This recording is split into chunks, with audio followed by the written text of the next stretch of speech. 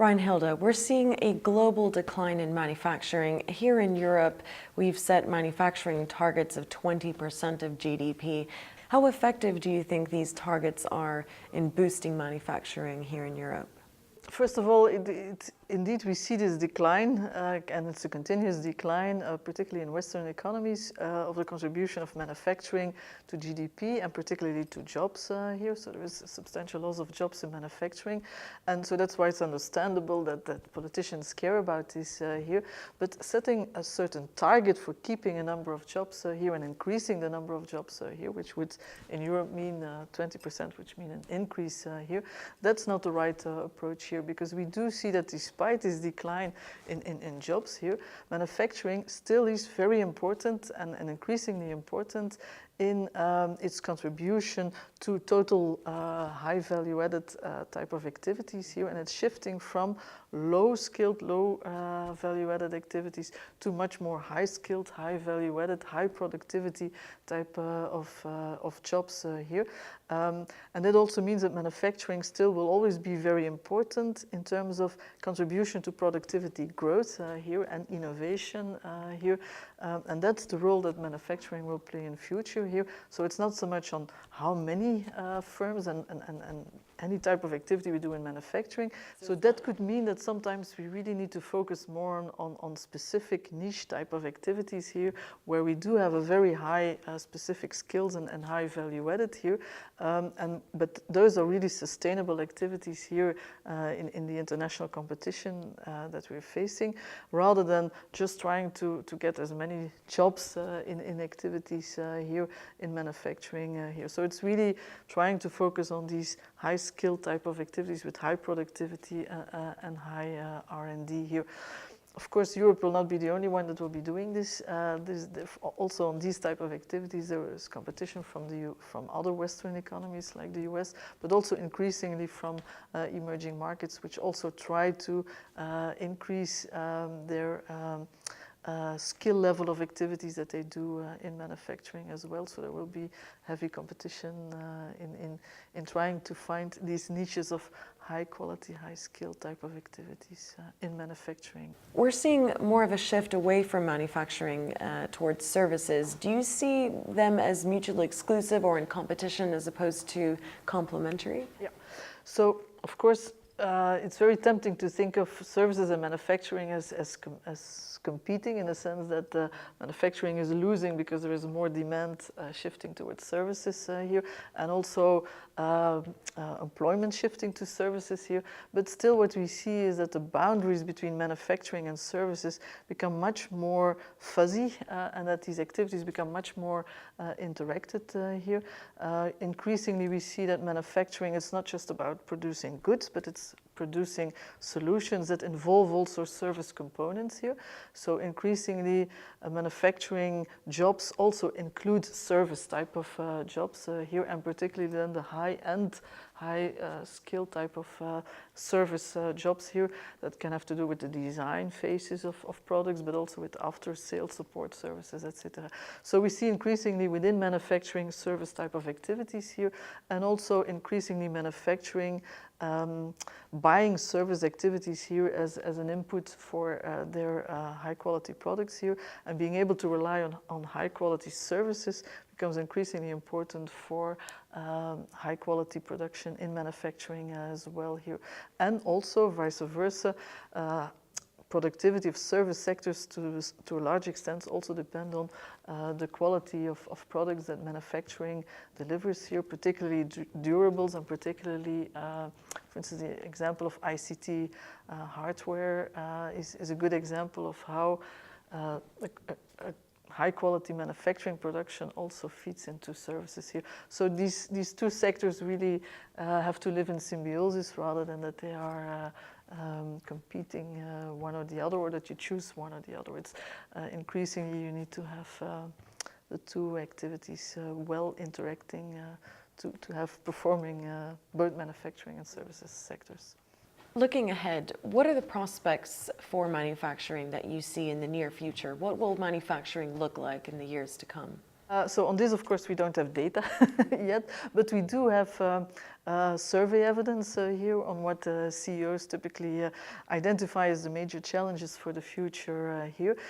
So they do see still quite a lot of opportunities here, and these opportunities come from still increasing demand for manufactured solutions here.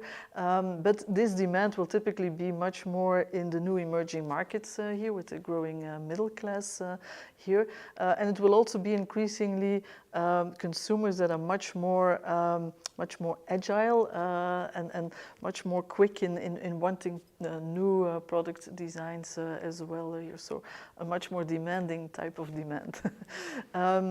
Another big opportunity for manufacturing in the future are the new technological developments that are still coming here that involves in terms of ICT, all still the advances of cloud computing, etc.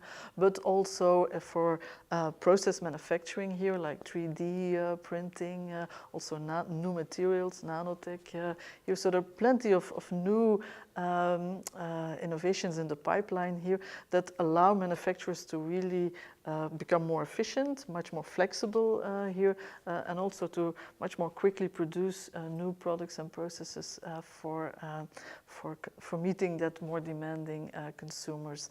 So in that respect, quite a lot of opportunities here, but at the same time also challenges, and particularly for Europeans. First of all, because markets will shift, or the demand is likely to shift more towards these new emerging markets here.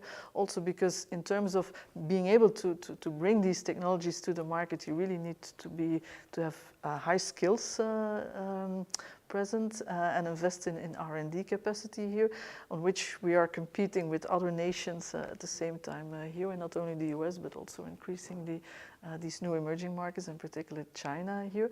And then in Europe, we do face a constraint of getting specific skills here to support these innovative activities here, particularly the specific engineering, design, and entrepreneurial type of activities that we need for this more flexible operations here. The fact that you have these new emerging markets arising not only as markets but also as centers of location of production and technology activities also means that increasingly we will need to organize activities at the global scale as well, with global value chains here. And that means being able to connect these different activities, having access to high quality services that allow the connection of these activities here will also be increasingly important for the future as well here. So that's again another challenge that needs to be addressed here. And then finally, another challenge that manufacturing faces is the increasing access to raw materials and components here, and also climate change challenges here. That will have an effect on the pricing of these essential components and materials here, but also will introduce quite a lot of importance of how these regulations for climate change will actually look like in future here, and how dealing with these uncertainties definitely also is a challenge that manufacturing. And what will be Europe's challenge specifically? What can policymakers do to improve conditions for better quality and increased levels of manufacturing here in Europe? What policymakers can actually influence is the location factors that in future manufacturing firms will actually use to decide where to do what type of activities here. And so for European policymakers, it's important to ensure the framework conditions for these high quality type of activities within manufacturing here, and then making sure that these high quality type of activities are very well connected with the other parts of the value chain here. So being able to offer also these supporting services that allow for this connection is important. So that means that it's very important that we have a very transnational infrastructure available here to allow for that interconnection here. A very important location factor will always remain, despite access to resources and cheap labor, will always be access to markets, and increasingly so, because we need to be close where the demand is, and particularly to respond to the very flexible demand that consumers are posing. And that means that actually Europe definitely will have a challenge in that, being able to offer that size of the market here, particularly since we still are dealing with quite a lot of fragmentations on the demand side here.